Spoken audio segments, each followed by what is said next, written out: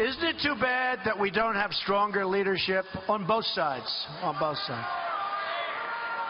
I mean, you know, you have people that can't fix a budget, but then they start talking about their nominee, but they can't fix the budget. Isn't it really sad that we don't have stronger leadership on both sides? Republican leaders here in Iowa, all across America, are standing with the Trump-Pence team, and we're honored by that. But I really do believe that Republican leaders should join millions of Americans and support the Republican nominee for president. This garbage that some have muttered about, well, no, it's so important we keep the majority in the House so that we can keep Hillary in check. My gosh, Stuart, did you see how well we kept Obama in check? Well, today was a lot about Republicans. The GOP nominee tweeting out starting this morning, had lots of tweets, but here's just a few of them. Despite winning the second debate in a landslide, every poll, it's hard to do well when Paul Ryan and others give zero support. Next one, our very weak, ineffective leader, Paul Ryan, had a bad conference call where his members went wild at his disloyalty. It is so nice that the shackles have been taken off of me and I can now fight for America the way I want to. With the exception of cheating Bernie out of the nomination, the Democrats have always proven to be far more loyal to each other than the Republicans. Disloyal R's are far more difficult than crooked Hillary. They come at you from all sides. They don't know how to win. I will teach them.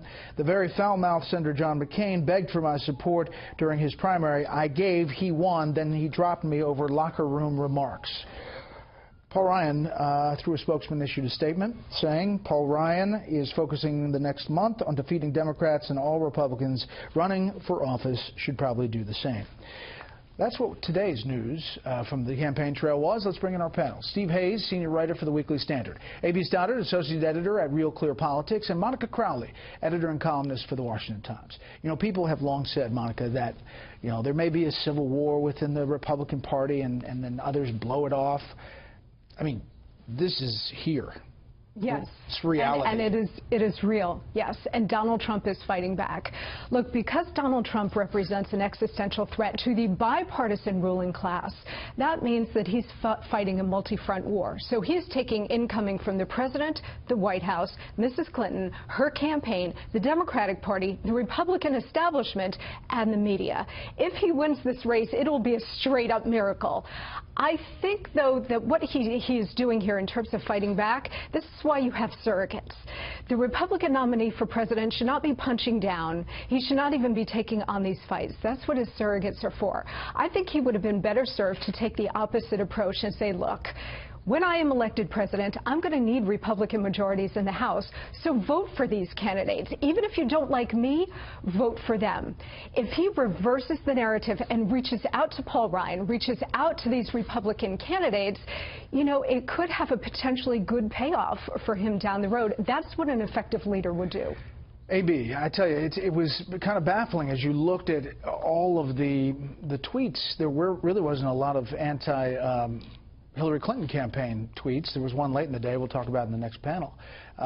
What about this, and how does the RNC go about knocking on doors to get people out to vote for Donald Trump and representative from this district? Yeah, that's the key. I mean, he's fighting the primary campaign. He loves to fight the primary campaign. It's what he always reverts to when he's not teleprompter Trump and under Kellyanne Conway's strict rules. He's now off the teleprompter and out of his shackles and in nothing left to lose mode. But this is a man with a pitiful presence on the ground in terms of what 2016 national presidential political campaign mechanics are supposed to look like. Terrible anecdotes from around the battlegrounds where there's just not enough of an operation. If you are going to disconnect and divorce yourself from the party that way, it really makes a material difference, precinct by precinct, county by county, with enthusiasm, resources, whether or not your name is included on the call sheet when they make the call or when they knock on the door and they give the speech about, you know, the councilman so-and-so. Is Donald Trump being promoted by the party? If he disconnects from the party, it's between 1 and I don't know how many percentage points, but it absolutely makes a difference. He's just a man on his own now. we are 1 month away, Steve, and you talk about the balance of power. You look at the Senate. It's a thin majority if you look at the races that are on the board for Republicans. And there you see it on the board, 54-46, 44 Democrats, 2 independents that caucus with the Democrats.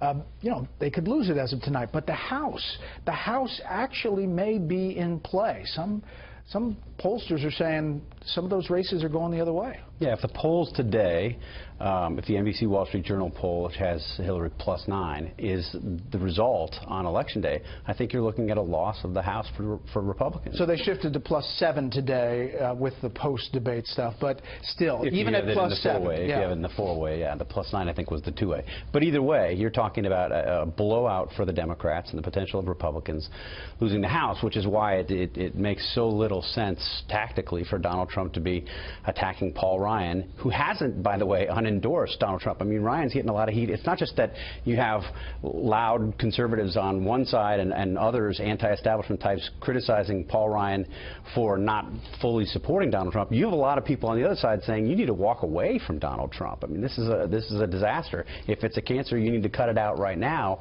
And Ryan is trying to you know, live in the middle of those two camps. I mean, in a way, it's sort of fitting. 28 days out from the general election, Donald Trump, who was a Democrat when he was younger, spent most of his life as a Democrat, has attacked Republicans throughout his career. It's sort of fitting if he spends the last month attacking Republicans. All right, so but it won't get him a win.